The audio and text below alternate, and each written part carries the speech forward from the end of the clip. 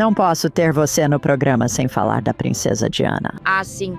Você trabalhou com ela. Trabalhei com ela por vários anos, 4 anos e meio.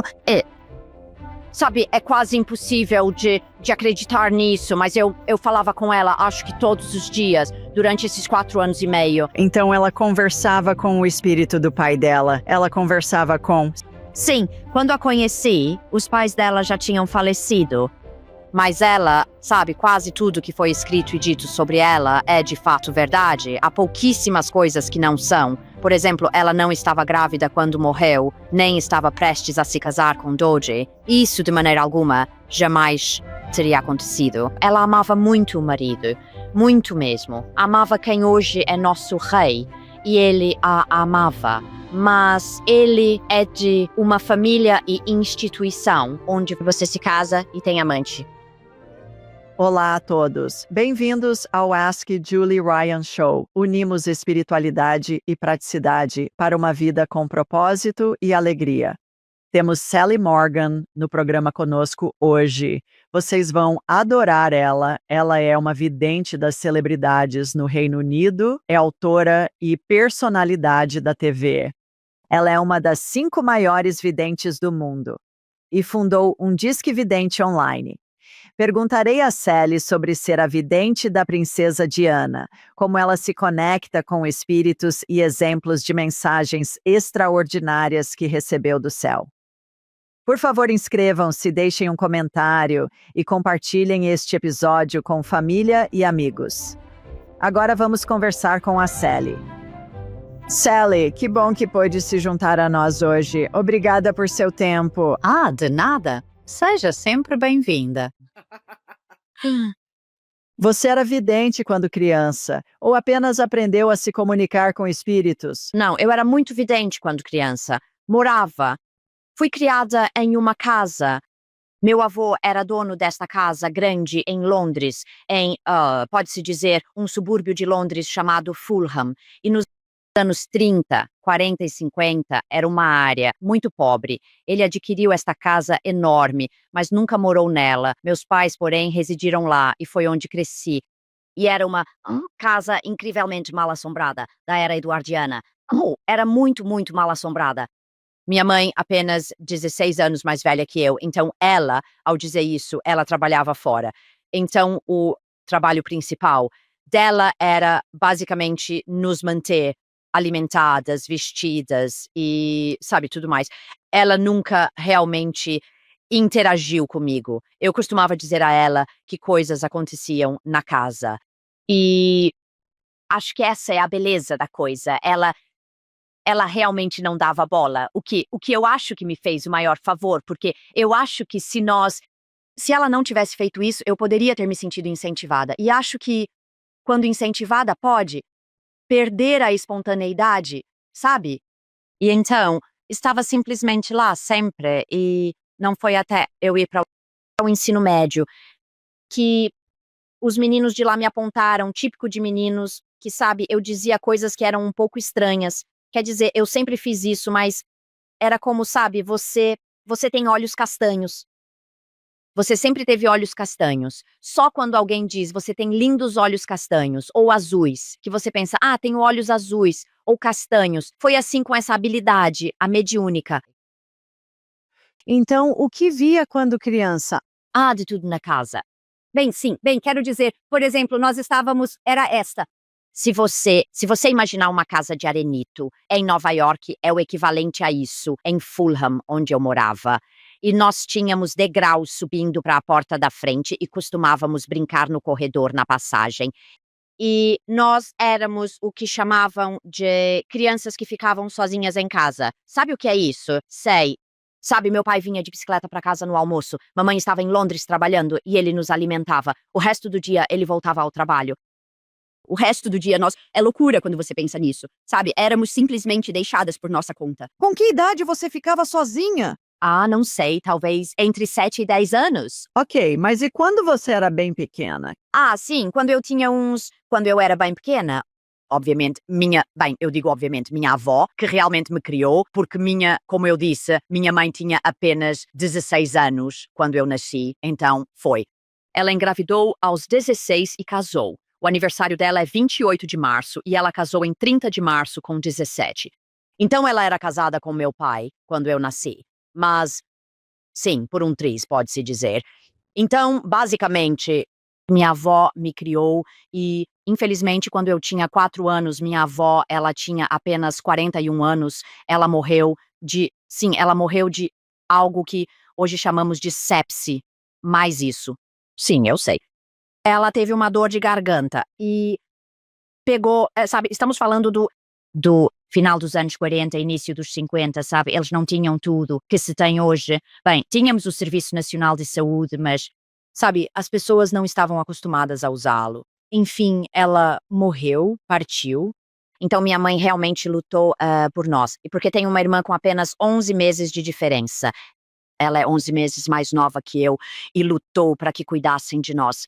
Éramos, tipo, mandadas a outros na rua em que morávamos, porque ela tinha que trabalhar, sabe. Então acho que as dificuldades, na minha infância, eu sei, porque eu, sabe, ó, pobre de mim, mas tive uma infância muito, muito difícil e uma criação muito pobre, e acho que não há dúvida que essa é uma das razões pelas quais sou capaz de fazer isso, porque eu vivia no meu próprio mundo. E sabe, eu via essas coisas. E, sabe, assim que a mamãe chegava em casa, eu dizia: "Ah, sabe, eu vi essa senhora na escada, esse incidente em particular". E o nome dela era Senhora Spooner, mas eu não sabia disso até minha mãe dizer: "Oh, caramba, essa é a Senhora Spooner que morreu. Eu estava grávida de você". E ela disse: "Bem, eu ouvi um baque e saí do quarto e ela estava de cabeça para baixo, porque eu disse a ela, estávamos brincando de escolinha". Foi isso, né, eu estava na passagem brincando de escolinha com as crianças. Elas entravam na nossa casa porque estava vazia, mamãe estava fora. Então as crianças entravam e a gente bagunçava tudo, sabe, todo santo dia sem falta. Ó, e estávamos brincando de escolinha quando passei pela escada, onde há a escada, o corrimão, sabe, o sim, claro. Eu olhei e pude ver essas botinhas. Eram mais ou menos deste tamanho, botinhas pretas minúsculas, e eu pensei, e elas estavam lá em cima. Fui até lá e olhei, pensei: "O quê? A bota preta?". Ainda consigo lembrar da minha cabeça, tentando entender o que eu estava olhando. E eu olho, não conseguia ver o corpo dela, mas então eu vi a cabeça dela. Ela estava de cabeça para baixo, ela tinha caído da escada e a cabeça dela estava no degrau de baixo. E as pernas dela estavam aqui em cima, mas ela estava vestida com uma saia longa, com botinhas pretas, de cano curto, porque era alguém do final do século XIX. E ela alugava ela devia morar lá quando meu avô comprou a casa, porque ele a comprou com inquilinos residentes, como dizemos. Ela desceu, alguém tocou a campainha dela e ela veio, tropeçou, quebrou o pescoço e morreu. Oh, meu Deus. Bem, nunca me contaram essa história. E então, claro, minha mãe chegou do trabalho e eu disse: "Ah, sabe, eu vi umas botas na escada", e ela disse: "Como assim?". E ela estava meio que me ignorando e eu disse: "Você tem que vir, vou te mostrar". Eram botinhas de bebê, bem pequenas, mas ela tinha pés minúsculos. E quando minha mãe, nunca vou esquecer, veio pelo corredor, ela disse: "Onde você a viu então?". Eu disse: "Ah, a cabeça dela estava ali". E acho que minha mãe fez o quê? E lembro de olhar para ela, eu disse: "Qual é o problema?". E ela disse: "Oh, meu Deus, você viu a senhora Spooner?". Sim, o nome dela era Senhora Spooner, mas ela era amplamente conhecida apenas como Senhora Spooner. E eu apenas olhei para minha mãe e porque ela ligou para meu pai e estava dizendo, sabe, não sabia que a senhora ela disse que ela estava prestes a me ter, disse. Lembro de nós paradas assim e ela dizendo: "Eu estava assim, grávida de você". Eh, Houve um baque na escada e saí do meu quarto e ela estava de cabeça para baixo na escada, onde quebrou o pescoço. Oh, céus. Então vocês nunca mais falaram sobre isso ou ela só? Não até eu ser adolescente, na verdade.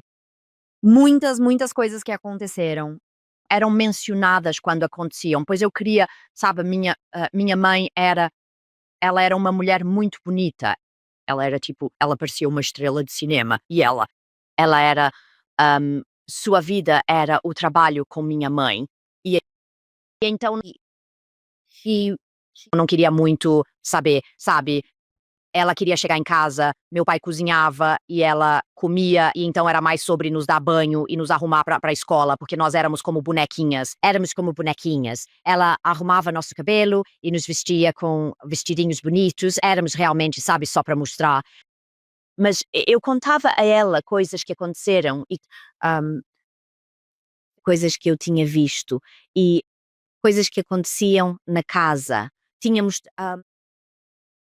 e todas as casas naquela época tinham um lavatório externo, um banheiro externo, um toalete, como você quiser chamar, WC, e tínhamos um no andar de cima, um banheiro na casa, mas nunca o usávamos porque as pessoas que alugavam o andar do meio e o último andar usavam aquele banheiro. Mas nós, se estivesse nevando ou algo assim, porque costumava nevar muito naquela época no inverno, tínhamos que usar o banheiro. E neste inverno tinha nevado muito e estava. Esses interruptores são muito populares agora. Eram tipo uns interruptores grandes de latão, com uma alavanquinha, sabe? Não eram como os interruptores que temos hoje. E eu costumava subir as escadas correndo, a gente morava no porão. Então subia as escadas correndo e abria a porta do porão para o corredor. Dava medo, era um breu total. E eu queria ir, sabe, usar o banheiro. E subi as escadas correndo e não conseguia alcançar o interruptor. E continuava escuro. Lembro de subir correndo as escadas no banheiro, acender a luz. Depois pensei, bem, tenho que descer.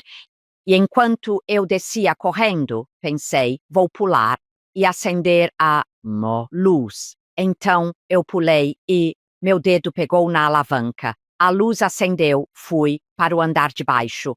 Eu tinha mas tínhamos um pai muito, muito rígido, sabe? Era a época. E ele disse, apagou a luz do corredor? Não, porque dava para ouvir. Fazia um clique. Porque era. E disse, não, eu me lembro. E eu pensei. E ele foi. E ele começou a gritar, sabe? Apaga a luz por causa do dinheiro. A luz, apaga. Enfim, eu subi correndo. E ele estava atrás de mim. Eu disse, não alcanço o interruptor. Não conseguia.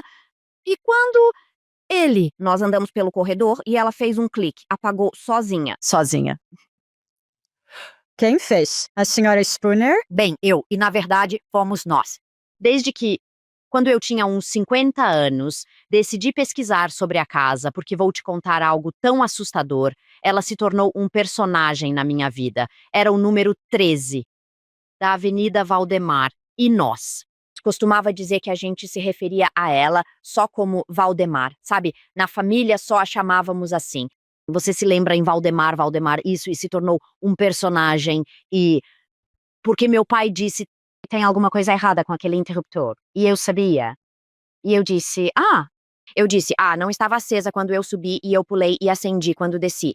E foi porque ele estava atrás de mim e estava bravo. Mas eu pesquisei sobre a casa e as pessoas originais que a compraram em algo como 1871 ou algo assim, eram três. Eram três mulheres e o pai delas. Sim, as três filhas e a mãe delas não estava mais morando lá. Havia um espírito. Aconteciam coisas lá que você simplesmente... Sério. Assustador. Incrível. Não pode dizer isso, Sally, sem nos contar outra história. É demais. Outra história é, eu devia estar fora com a minha mãe. Eu tinha 14 anos de idade. E você. Os toca-discos na época ligavam na tomada, uma vitrolinha, claro. Eram como uma maletinha, portáteis. Eram como uma pequena frasqueira. Cheguei em casa e meu quarto era o primeiro cômodo. Ao entrar pela porta da frente, o corredor, nossa sala de estar e a cozinha ficavam no porão, mas quando você entrava pela porta da frente, os quartos ficavam naquele primeiro andar mesmo, ou o térreo, pode-se dizer. E entrei no quarto e eu disse, eu quero.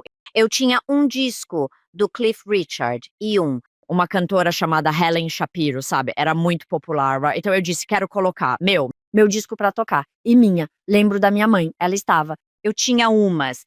Ela colocou roupas lavadas na ponta da minha cama e começou a guardá-las.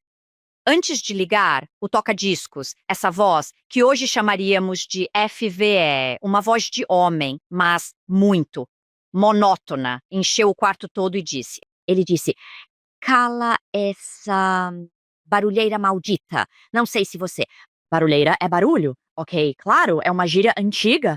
É um termo bem antigo. E eu, fui até minha mãe. O quê? E ela? Minha mãe olhou pra mim e disse: "É o seu pai." E eu disse: "Não era. Não era a voz do papai. Sabia que não era a voz do meu pai." Eu sabia, sério, eu fiquei tipo, eu tinha 14 anos. Mas eu sabia que era tipo, e foi no meu quarto, porque eu te conto outras histórias, né? Coisas tinham acontecido lá. Então, minha mãe então procurou. Não tinha ninguém em casa, todo mundo estava no trabalho. Devia ser por volta das 2 horas da tarde. E claro que meu pai não estava lá. Não havia absolutamente ninguém no jardim. A gente tinha um quintalzinho. Não tinha ninguém lá, não tinha ninguém. E minha mãe, ela voltou e disse: "Você nunca, jamais deve contar a ninguém o que aconteceu." Interessante. Por quê? Do que ela tinha medo? Que as pessoas pensariam que era louca? Bem, ela teria que confirmar minha história, não é? Ela ouviu. É, verdade, verdade. Como adulta agora, a gente consegue racionalizar, sabe? Mas ela teria que me apoiar. Ela estava apavorada. Bem, o que é fascinante para mim é que essa habilidade que acredito que todo mundo tem ao nascer é só uma questão de desenvolvê-la e aprimorá-la. Parece que você também tem, mas na sua parte do mundo, certamente na Europa e em outras partes, é algo antigo. Meu Deus. A Sociedade Psíquica de Londres e a de Londres, sabe, espiritualista, sei lá, qualquer que seja a coisa, isso acontece desde sempre. Sim, a questão é que quando eu lembro que eu tinha 12 anos, e claro, todas essas coisas estavam acontecendo, não todo dia, mas havia um incidente de um tipo ou de outro. Eu estava conversando com minha mãe e dizendo coisas. Lembro de estar sentada no banheiro do lado de fora. E estou lá sentada e, de repente, essa mulher, uma mulher grande, que eu nunca tinha visto, estava na minha frente. Por uma fração de segundo ainda lembro de pensar: ela deve ser amiga Da mamãe. Essa é a primeira coisa. E eu sentada na privada, minha calcinha nos tornozelos. Eu era uma garotinha. Eu devia ter uns 9, 8 ou 9 anos. E ela estava parada lá, assim. E ela usava este. Eu nunca esqueço este avental, que ia até um pouco acima dos tornozelos e a envolvia. Mas sabe como uma cantora de ópera começaria? Ela estava com as mãos para cima e dela. O que foi? Fascinante, pois eu olhava para ela e sabia que ela sabia que eu a via. Sabíamos que podíamos nos ver, mas eu sabia. E ela não abriu a boca, mas de alguma forma me disse claramente: "Levante-se e suba sua calcinha." Então me levantei, subi minha e pensei, ela acabou de dizer isso, mas ela sabia. Então eu me lembro de ficar gelada e correr para dentro. E meu pai estava sentado na sala de estar e ele disse: "O quê? O que está acontecendo? O que está com?" E eu disse: "Bem, tem uma senhora no jardim, nós fechamos porque morávamos perto da Fulham Road e dava para chegar na nossa casa. Pelos muros, acho que ele pensou que alguém tinha entrado, o que seria fácil no jardim." E, e ele foi e disse: "Não tem ninguém lá." E então minha mãe, que estava em outra parte da casa, ouviu a confusão, porque deve ter sido tipo, acho que gritei ou algo assim, e ela disse: ela perguntou como ela é, e eu a descrevi e era a avó dela. Então eles chegaram a acreditar em você, acha? Seu pai, finalmente. Acho que isso I can't believe it. 101%, mas eles nunca diriam. Eles nunca, jamais, em tempo algum diriam. Não dá para negar, não dá para inventar isso, especialmente sendo criancinha. Bem, e a questão é eu tive, quando eu fui para o colégio, porque um monte de coisas, muitos e muitos incidentes na minha. Chamávamos de jardim de infância, ensino fundamental. E pré-escola, muitos incidentes, mas quando eu fui para o colégio, quando isso me foi apontado diariamente, porque quando eu disse algo para um menino, and ele era meio valentão, agora adulta, consigo ver. Acho que a palavra valentão nunca foi usada quando eu estava na escola. E na minha cabeça eu sabia que o nome dele não era o nome dele. Então ele está com todos os seus amigos e está provocando uma menina que está comigo. E eu disse a ele: bem, sabe, você não pode dizer isso para ela porque seu nome, esse não é o seu nome. E ele ficou. O primeiro nome dele era Nigel, eu me lembro disso. Na verdade, eu sei o nome completo dele. Lembrei do sobrenome dele. Talvez eu não devesse dizer, mas eu disse: esse não é o seu nome. E ele disse: esse é meu nome. E eu disse. E ele ficou. E eu disse: ah, bem, eu sei que é, tipo. Eu realmente achei que eu era, sabe, esperta. Enfim, quando vejo minha mãe, deve ter havido um incidente. Ele vai para casa e conta. Basicamente, o que aconteceu foi que ele era, naquela época, era chamado de ilegítimo. Então, a mãe dele, casou-se com um homem que não era seu pai e ele carregava o nome daquele homem. Mas ele sabia disso. Ele sabia que não tinha aquele nome. Ele tinha o nome de solteira da mãe. E eles estavam mudando. Ele vai para casa e diz: tem uma menina na escola e ela sabe meu nome verdadeiro. Então, se posso dizer, o inferno se instalou. Se você pensaria que eu tinha roubado o Banco da Inglaterra, eu era Paulo, o próximo Tudor, e minha mãe estava. Então, minha mãe disse, e eu devia ter 12 anos. Aqui você vai para o colégio com 11. Ela disse: vou te levar a uma igreja espiritualista. Ao fazerem fizeram um documentário sobre mim no Reino Unido, nós filmamos lá, foi maravilhoso. Eles foram tão amáveis. Enfim, então eu vou para esta igreja espírita e eu tenho 12 anos. E devia ser uma pestinha. Todos, sabe, talvez tivessem uns 30 e poucos anos, o que não é nada, mas pareciam antigos para mim. Era uma sala escura e na época era Kelvin, a igreja espiritualista da Kelvin Road. Mudaram-se para outro lado da rua, para um prédio, mas ficavam na cabana de escoteiros. Então cheirava a mofo, sabe? Para mim foi tipo: ah, eu não quero ficar aqui. Então minha mãe, isso é típico da minha mãe, ela me deixa lá, diz que vai ficar e não fica. Então eu fico lá, com essas pessoas em um círculo. E eu pensando: o quê? Mandam me sentar. E, como eu digo, e esse homem, o nome dele era Joseph Benjamin. Vou te contar a história disso. É incrível. Então, eu não me lembro do nome dele, mas o meu senhor Benjamin, meu guia principal, e ele era um médium realmente eminente nos anos 30, 40, 50, 60 na Inglaterra. Então, basicamente ele disse: tia Sally, ele era tão fofo. E ele então disse: aquela senhora ali, estamos neste círculo. Ele disse: entendo que você vê coisas na sua casa. E eu respondi: não vejo, eu estava negando. Eu pensei, eu não, eles, sabe, o que eles vão me dizer se eu disser que sim? Eu estava apavorada, claro. E ele então disse: o que você vê de pé atrás daquela senhora ali? E o que você vê em relação a essas outras mulheres? Uma mulher disse: ah, eu vejo. Não me lembro o que ela disse, mas vamos dar um exemplo, tipo: ah, eu vejo uma velhinha ali, lá. Eu pensei, bem, não é uma velhinha, é um homem parado ali. Então não disse nada, pensei, vou levar uma bronca. Dos mais velhos, sabe?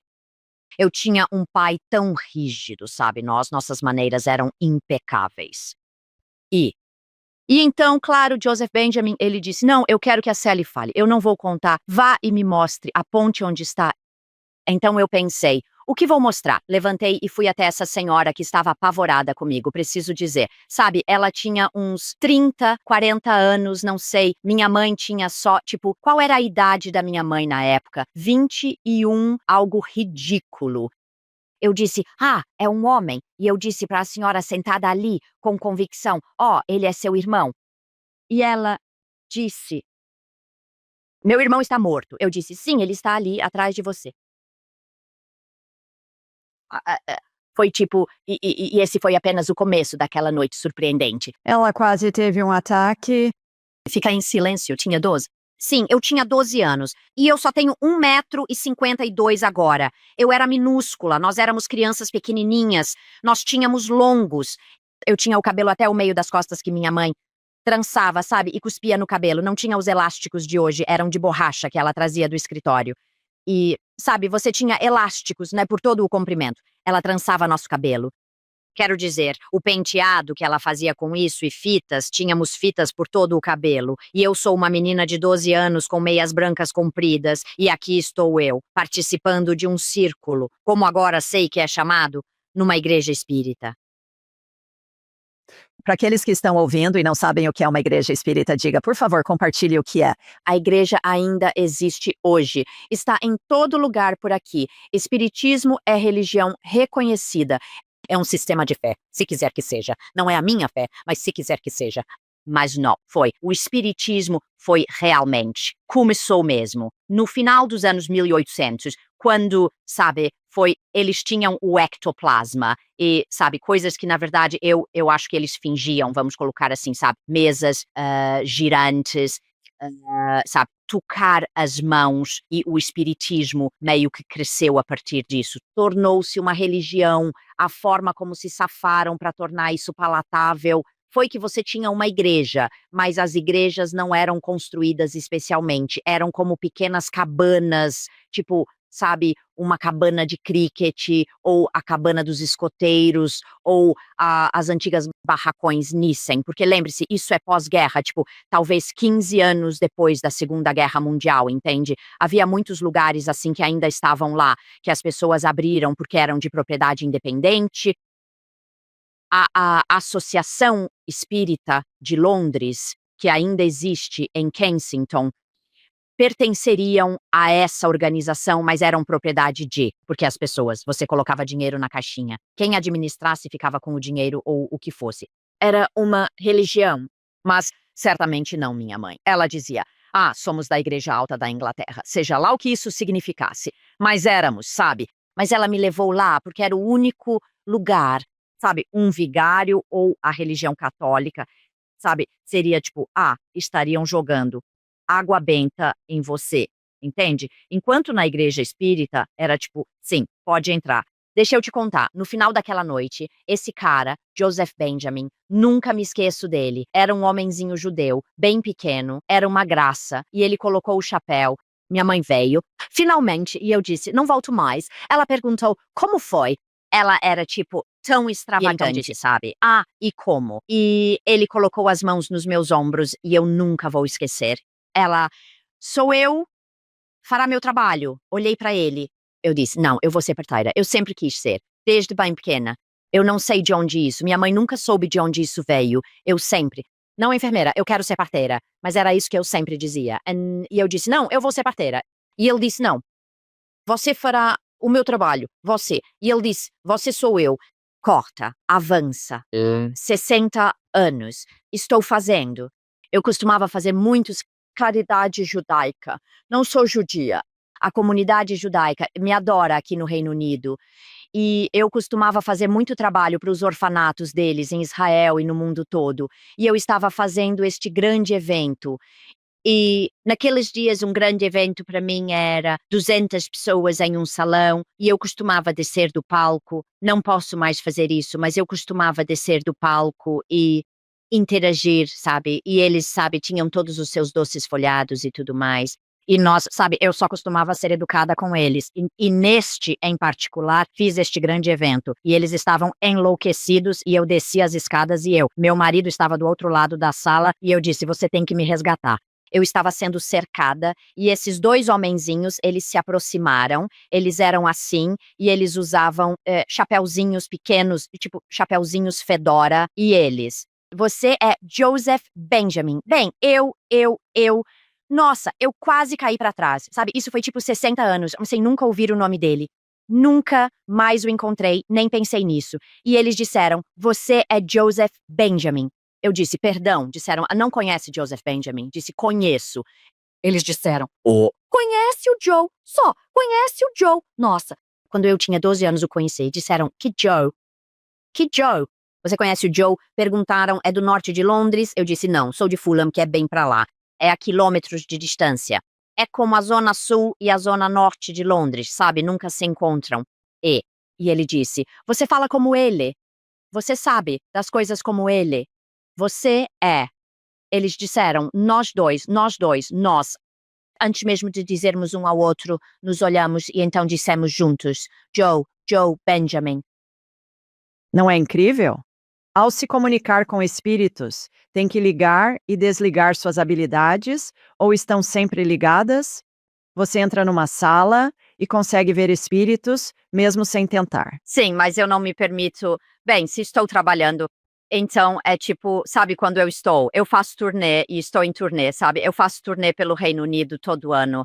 E então, quando eu chego a um teatro ou a evento, imediatamente eu estou captando energia de algum lugar, pessoas que, quero dizer, e são pessoas que eu não conheço, quero dizer, pode haver 1000 pessoas na plateia. Eu não conheço nenhuma delas, mas sou informação. Assim que entro no palco, o que é muito útil ter isso na minha cabeça. Eu vou te contar. Tipo, ontem à noite fiz uma apresentação no País de Gales. Um,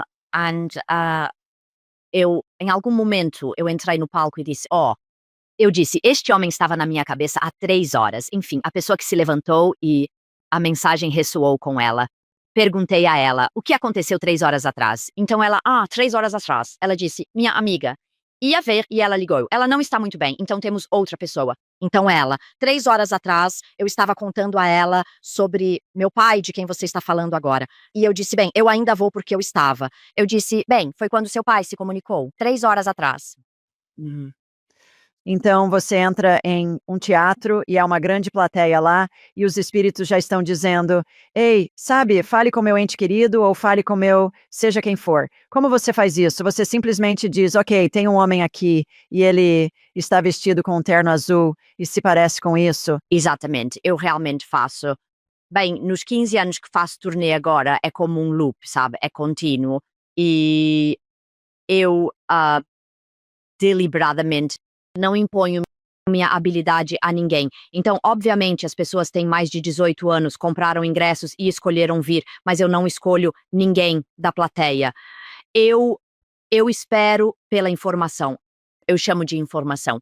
Nesta linha de trabalho, existem certas palavras usadas que outros médiums diriam, que faz parte do trabalho. Não gosto dessa linguagem que tenho. Por exemplo, sabe, depois Tipo de o quê? cada mensagem mágica, eles dizem: "Ó, Deus abençoe, Deus te abençoe". Bem, não tenho nada contra isso. Claro que adoramos sentir que Deus nos abençoa, mas eu não, e realmente não uso o termo mensagem, porque para mim é informação.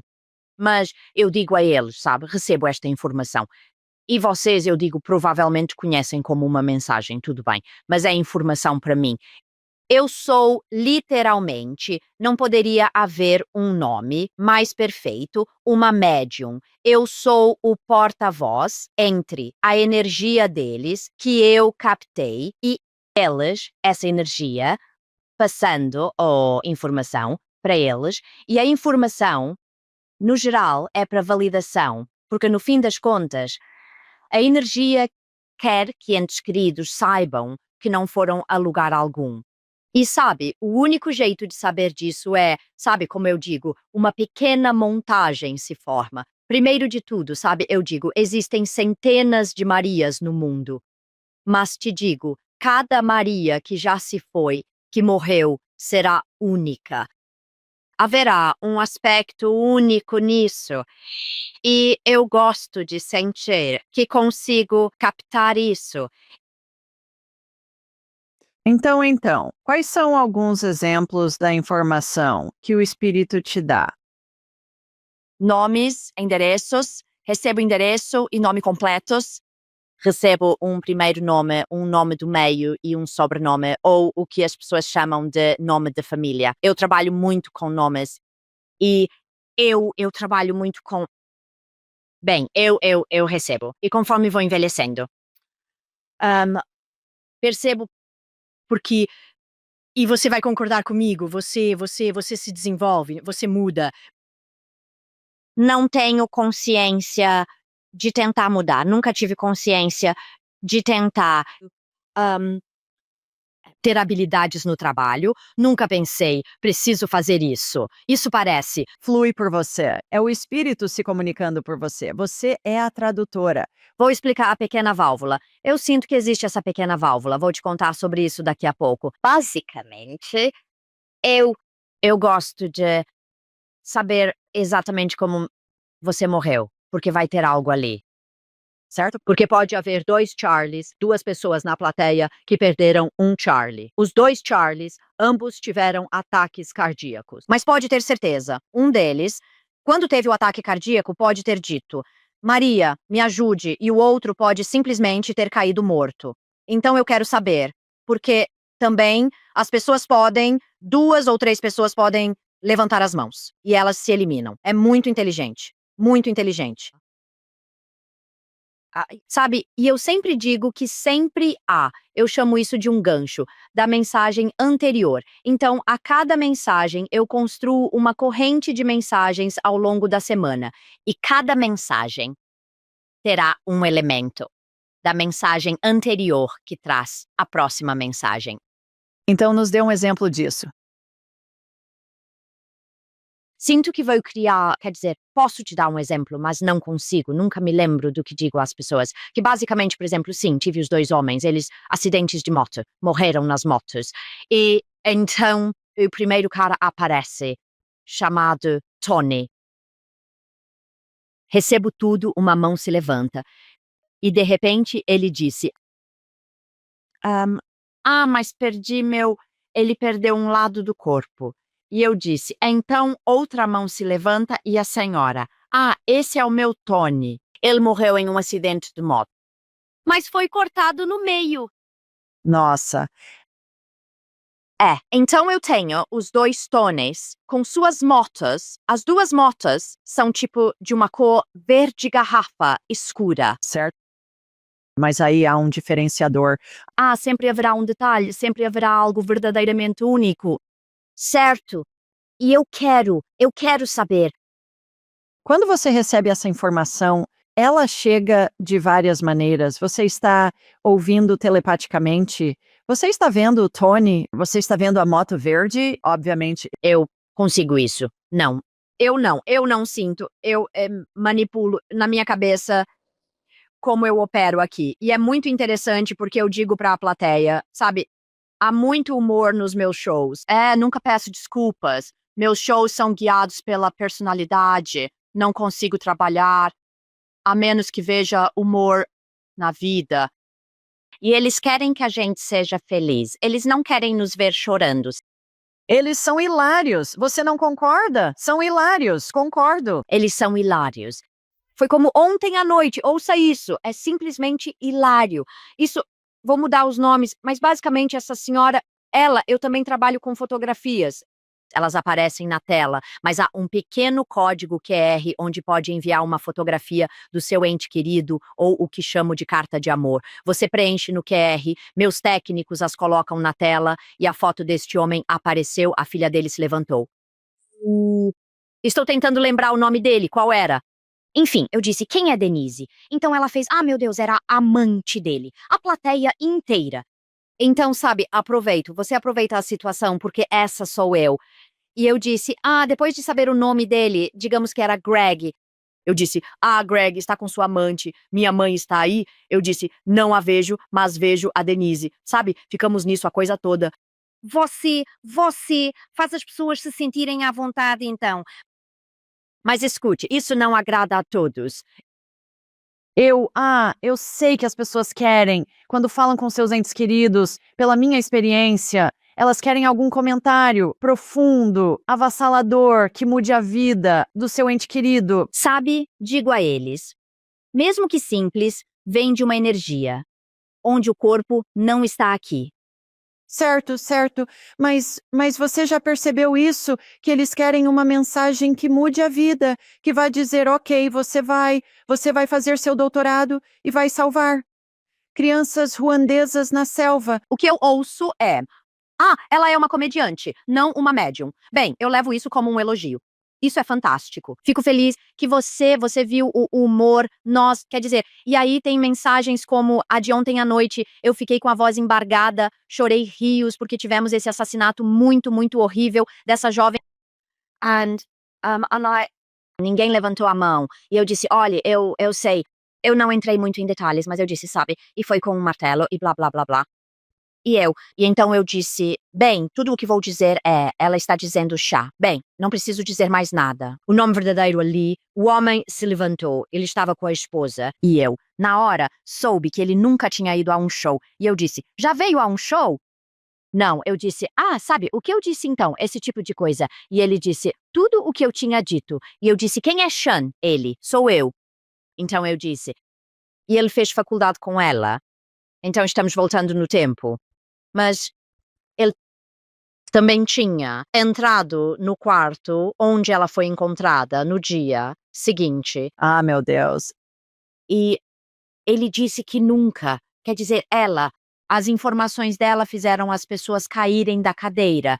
Quer dizer, foi tipo, eu fiquei muito abalada porque eu conseguia ver a cabeça dela e, sabe, e eu disse, não fica mais fácil pra mim quando eu tinha tipo 18, 13, 14, 15, 16 anos. Não estou dizendo que eu era insensível, mas eu conseguia dizer para uma mãe ou um pai, sim, seu filho está aqui. Agora eu penso, porque eu tenho filhos e netos. Sim, sim. Como você ajuda os enlutados ao se comunicar com seus entes queridos em espírito?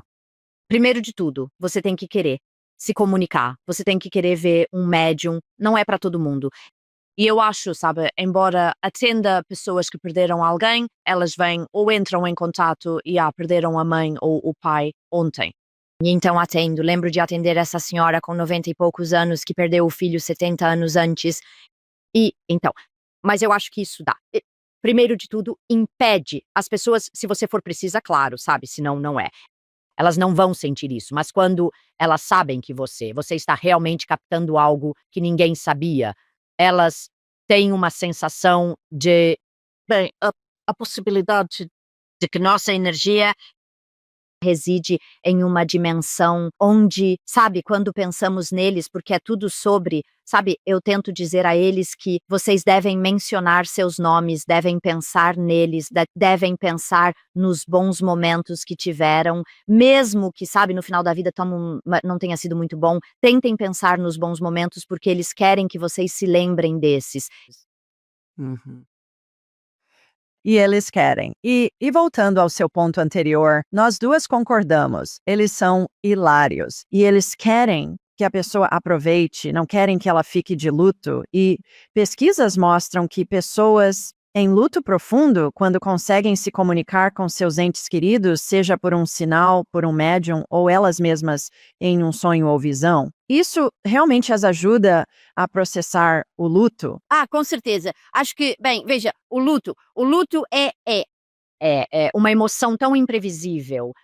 Ela te atinge quando você menos espera. Quando você pensa, bem, o quê? Isso me lembrou do meu marido. Não estava falando dele. Não estou em lugar que costumávamos ir. Será só uma sensação daquela. Pessoa em espírito. É quase como sentir a presença deles ali. E acho que se você consegue. E, sabe, nos shows, eu sinto, amo fazer.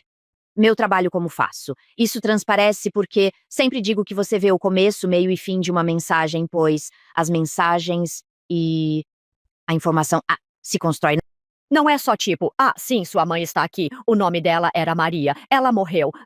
Não é assim, é uma. Eu vejo a cena, eu vejo exatamente como aquela pessoa faleceu.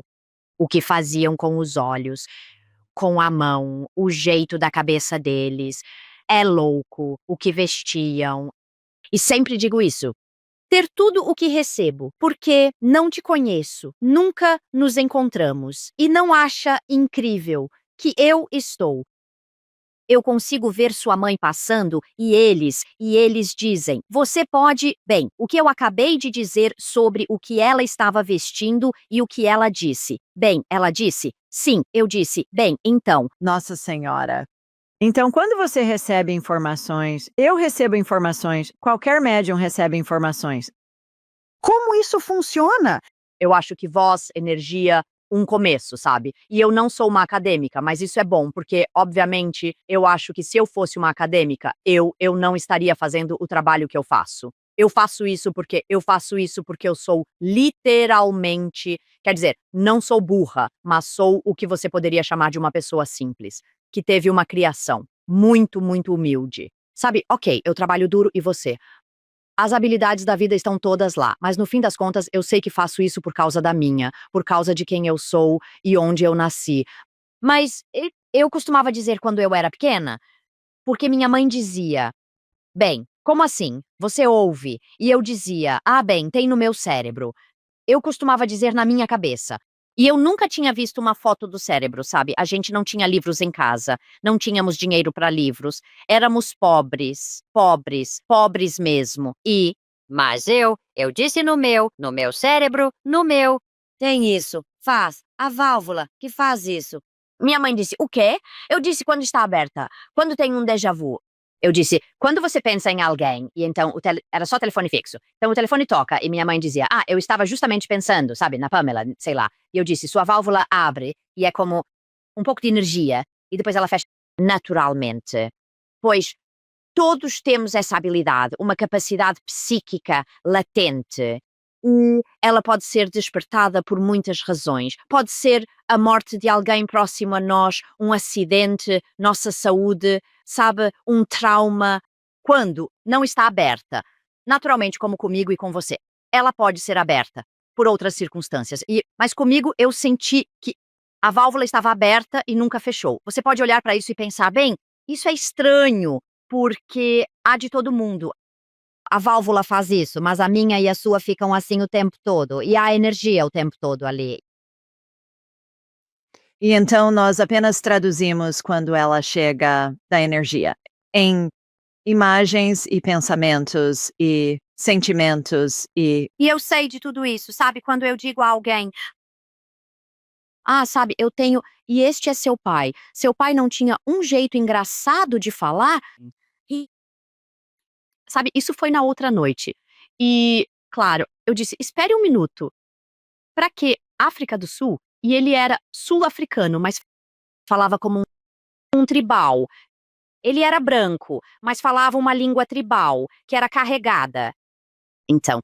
E ela me disse: consegue ouvi-lo? Respondi: bem, eu não consigo ouvi-lo, de jeito nenhum, mas eu sei que ele está aqui. É realmente muito bizarro. é telepático. Sim, mas então isso só aconteceu. Eu acho que. Talvez. Não, não, acho que não aconteceu 3 vezes. Meu técnico, o Andy, está comigo desde o primeiro dia. Ele está comigo há 15 anos. E ele disse: aconteceu 2 vezes, 2 noites atrás.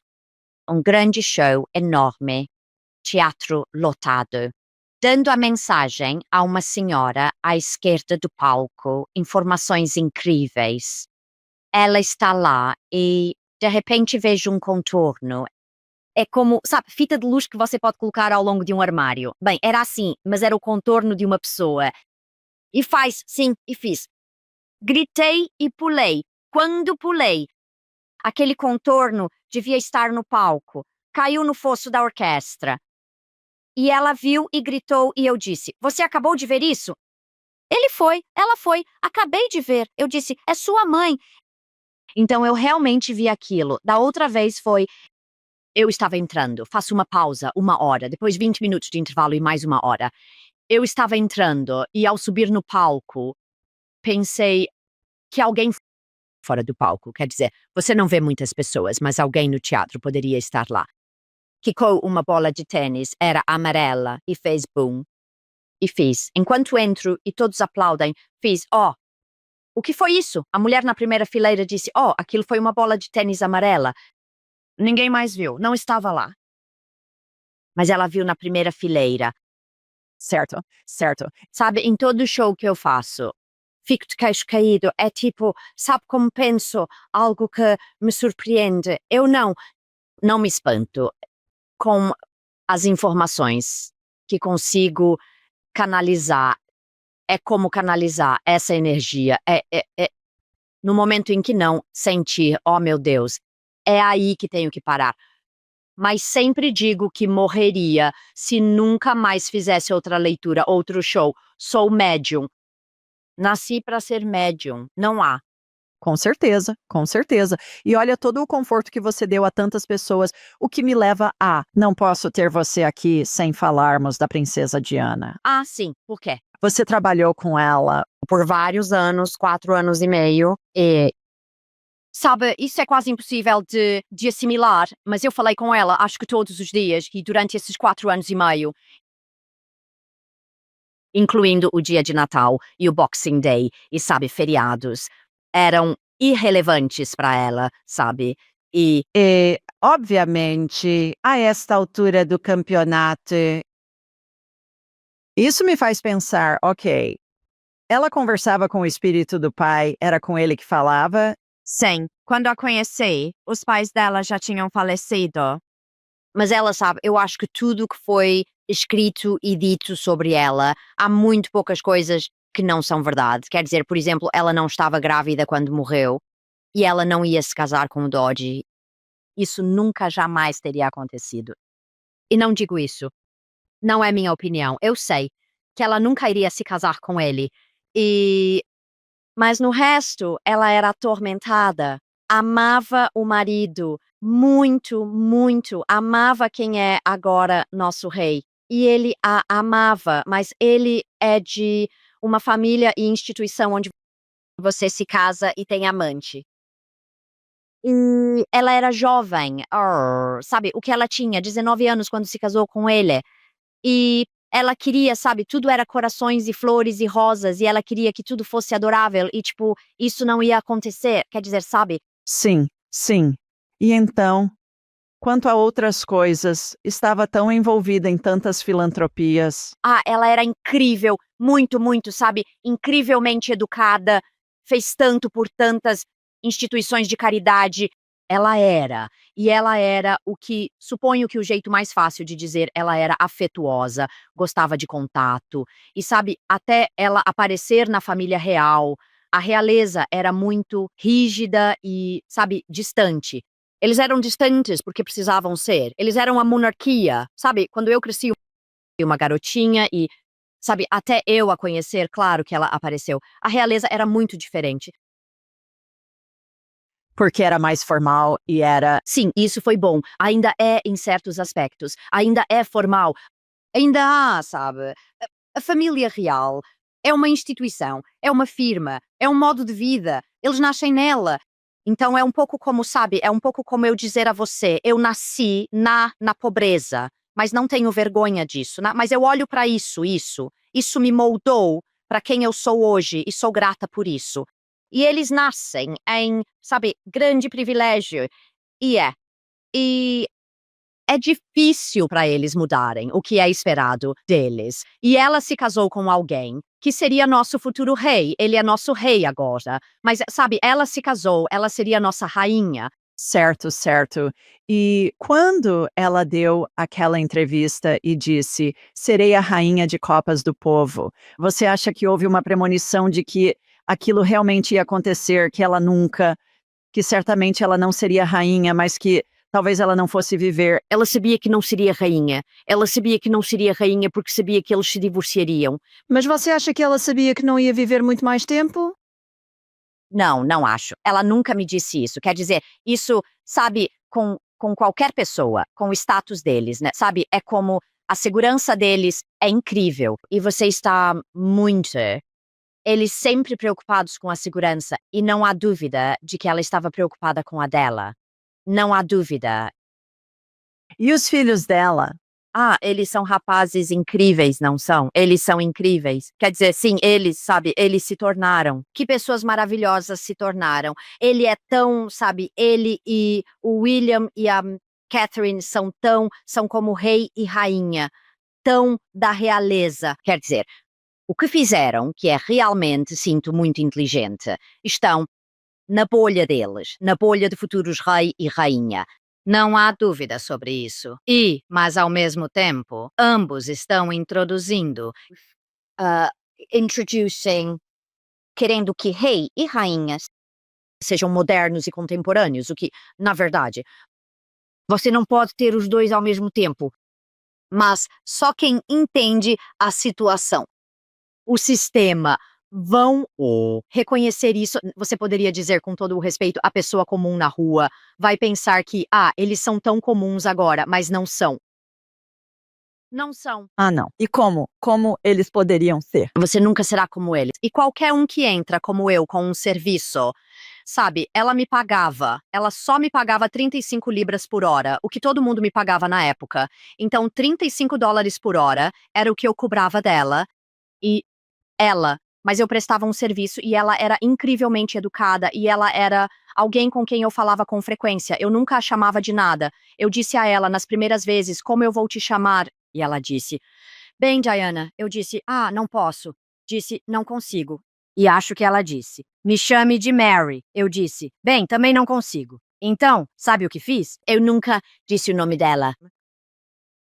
Você a chamava de senhora, mas ela era mais nova que você, provavelmente. Ou ela tinha a mesma idade. Embora, obviamente, fosse mais nova que eu, ela havia um total, quer dizer, sou monarquista e fui criada em casa onde a realeza era tudo. Mas tem isso. E também, antes de vê-la, trabalhei muito com a nossa aristocracia e pessoas que, sabe, o que você chamaria de gente importante que, sabe, era o meu. Poderia dizer que era meu consultório. Tive um por 45 anos e era o segredo mais bem guardado de Londres, diziam. Sim, sim. E o Harry, o que me diz? Temos o Harry. Eu sei que vocês têm o Harry. Eu amo o Harry. Sim, eu amo o Harry. O que você acha dele? Você acha que eles realmente... É só que os tabloides estão inventando um monte de bobagens? Sim, eu acho. E acho que ele sempre vai ter, sabe, o Harry tem uma cisma com os tabloides, o que nós os chamamos de red shops, que são tipo, sabe, não sei o equivalente aí, desculpe. Sim, são chamados de tabloides. Eu acho, a imprensa marrom. Quer dizer, ele é fantástico. E a Meghan é um prato cheio pra isso, sabe? Realmente, eles vivem disso. Mas eles nunca. E eu sempre disse, eles nunca, jamais vão se divorciar. Eles ficarão juntos para sempre. Ele nunca a deixará e nunca deixará seus filhos. Ele nunca deixará a Meghan. Bem, você acha que ele vai mesmo? Não entendo isso. Não, mas aqui, às vezes isso é muito dito. Temos diferentes aspectos da imprensa, sabe, estão tendo problemas conjugais, maritais. Não estão. Não. Eu acho ele notável. Eu também acho. Tudo o que ele conseguiu fazer e toda a coisa dos Jogos Invictos, Ele tem algo. Você diz, bem, quando saíram, ele foi destituído de todas as suas funções e o que tinha, porque ele era o reserva do sistema, estava dando a ele mais responsabilidade, pode-se dizer, porque ele nunca seria rei, entende? Porque o William vai estar aqui, então ele nunca vai. E agora está mais para baixo na linha de sucessão ao trono. Mas basicamente, então eles deram a ele muitas coisas diferentes para fazer e ele tinha um bom status aqui. Mas ao mesmo tempo em que sabe, ele era só um dos rapazes em muitas. Sabe, quando eu conheci a mãe dele, ele era como um dos rapazes, com certeza. Uhum. Eu li que ela disse que ele era aquele com quem ela se preocupava, porque ela tinha medo que ele ficasse para trás. Bem, veja, o que eu diria quando costumava falar com ela? Estava mais preocupada com o William. Toda santa semana, não havia semana que passasse que ela não me dissesse William vai ficar bem, ele será um bom rei. E ela realmente disse essas palavras. Eu era muito amiga da irmã, Sarah, que vinha à minha casa pelo menos 3 vezes por semana, por 4 anos e meio. Uau! O quê? Porque ela estava preocupada com William, só pelas responsabilidades que lhe eram impostas. Porque quando eles eram crianças. Não acho que tanto agora como homens, especialmente com Harry se afastando, isso quase fez William se tornar mais assertivo. E desde que está com Catherine, sabe, com a pessoa certa se apoiam, são como um andaime, não é? Mas antes, quando ele era menino, o William era o mais tímido. Sabe, o Harry era sempre o extrovertido, tipo, sabe, e o Harry era sempre aquele que sorria para a imprensa ou fazia algo que não deveria. William, desde o início, porque o William, desde o momento em que nasceu, seria nosso rei um dia. São tratados diferentes. Completamente diferentes, sim. Sim. E aquela Catherine, nossa, ela nasceu para o cargo. Meu Deus. Quer dizer, como você disse, ela é. Bem, ela é como a rainha, tem porte de rainha, o que é maravilhoso porque precisamos disso. O William precisa dela, o William precisa disso. Ele nunca poderia ter tido alguém que não tivesse nascido para assumir esse papel. Quer dizer, ela agora é esse papel. Ela não está mais tentando. Ela é essa pessoa, o que é maravilhoso para ele. Serão reis e rainhas maravilhosos um dia. Você acha que a saúde dela vai aguentar? Sim, acho que descobriram isso cedo. Graças a Deus. Bom, certo. Mais algumas perguntas. Estamos terminando. Poderia conversar com você o dia todo. Você começou uma linha direta de videntes, basicamente, um serviço online para pessoas que querem falar com videntes e médiums de forma segura e confiável. Conte-nos sobre isso. Eu gostaria de dizer, bem, eles apenas. Basicamente, eu tenho uma equipe de pessoas que são escolhidas a dedo por mim, porque eu realmente preciso sentir que elas conseguem, sabe, fazer o que dizem que podem fazer. É isso. Você tem que entregar o que promete, porque, infelizmente, eu gostaria que não fosse assim, mas sei que você vai concordar comigo nisso, Julie. Nosso trabalho realmente depende da precisão, não é? Honestidade e integridade. Bem, sim, isso. Mas eu acho, veja, eu não poderia fazer meu trabalho no nível que faço, que é basicamente fazer turnês e tudo mais que eu faço. E nós somos eu sou muito exigente e minha filha também, com o que eu digo sim. Mas eu não poderia fazer isso a menos que viesse naturalmente, porque as pessoas elas não são bobas, elas percebem, não é? Elas percebem, eu concordo. Quando dou meus cursos, quando faço meus workshops, digo quando os fazemos, quando estou na frente de outros médiums e videntes, é preciso coragem para diferenciar entre um vidente, sensitivo e médium. Pouquíssimas pessoas neste trabalho querem dizer eu sou médium. Porque quando diz que é médium, está imediatamente reconhecendo e dizendo a alguém, sim, existe energia. O corpo não está aqui, mas a energia da pessoa está, e estou captando isso. É aí que as pessoas preferem dizer, bem, eu sou vidente, sabe? Eu posso olhar uma carta e posso captar e eu sou uma médium vidente. Não, você é uma vidente clarividente. Visão, clara, sabe, clarividente, para ver o que é justo. O que todos podemos ser clarividentes. Todos nós, nem todos nós queremos olhar para isso, mas todos nós temos isso, essa habilidade. Mas para realmente dizer, eu sou médium, é preciso muita coragem, muita coragem. Nunca pensei nisso dessa forma. Me chamo de um buffet de dons psíquicos. Bem, é isso. Eu acho que Com o que se conecta. Espírito pode tudo, não importa. você vê isso. Isso, porque você e eu sabemos que somos genuínas e nos conectamos outras pessoas que professam ser, há muitas por aí que não se conectam. Elas com certeza, elas morreriam se conectassem como você e eu. Tenho um ataque cardíaco? Meu Deus! Eu faço isso toda santa noite. É tipo, e eu digo, sabe? Eu digo pra plateia, porque estou surpresa. É o que estou dizendo. Eu sei que você fica totalmente surpresa com tudo isso, sabe? É uma loucura. Mas é uma alegria e é uma honra e é tão divertido. É uma honra e, obviamente, você ama isso ou não faria, é visível em seu rosto. Última pergunta. Por que nós encarnamos? Nós reencarnamos. Por muito. Quase se poderia dizer, razões que têm a ver com a nossa personalidade. Sabe, eu acho e é o que fazemos com isso, se tivermos a sorte de ser aquele milagre e nascer daquela mãe, então é tipo, sabe, vai fazer o que tem que fazer com isso, aproveitar a oportunidade. Não é? O que você diz para as pessoas, devolvendo a pergunta para você, porque me perguntam muito isso. Onde você acha que é o inferno, se ele existe?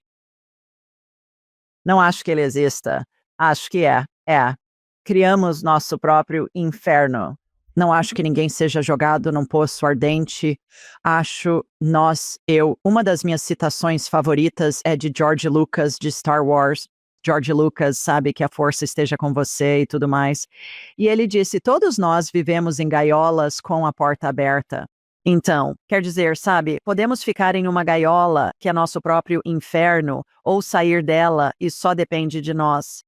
Sim, vejo que todos os espíritos vão ao céu. Sim, eu acho que quando você olha para pessoas que cometem atrocidades aqui, o que infelizmente existem indivíduos que fazem isso ou causam isso, e então as pessoas dizem para onde eles vão, porque sabe, meu marido era tão bom, elas dirão, ou minha mãe era tão maravilhosa. O quê? Por quê? O que acontece com, sabe, se alguém é assassinado? O quê? E eu sempre digo, bem, às vezes eu acho que, sabe, como eu disse, eu senti que meu marido teve permissão para voltar.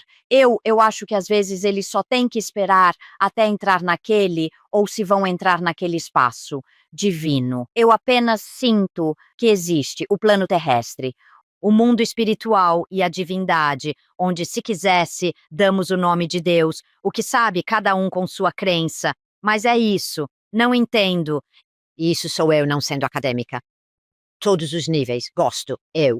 E então acho que nem todo mundo irá para a divindade, nem mesmo talvez pessoas que foram Papa ou pessoas como Madre Teresa, que nós, nem todo mundo vai chegar lá, mas todos nós vamos para o mundo espiritual.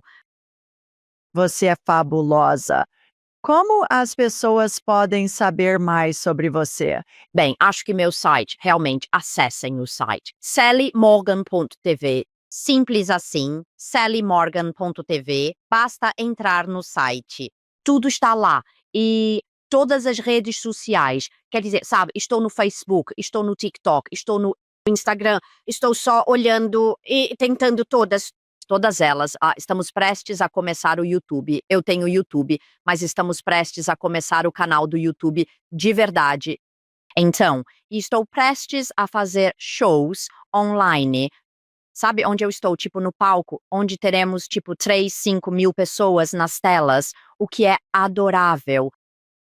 Fabuloso, fabuloso. Certo, vamos te chamar de volta porque tenho 3 páginas de perguntas que não conseguimos fazer.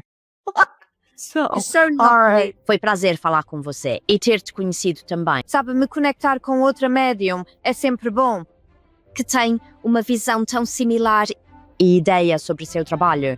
É muito incomum, então é maravilhoso para mim. Levei todos esses anos para te encontrar. A honra é minha, a honra é minha. Enquanto isso, pessoal, enviando muito amor do Doce Lar, Alabama, e de Londres, onde a Sally está. Até a próxima vez.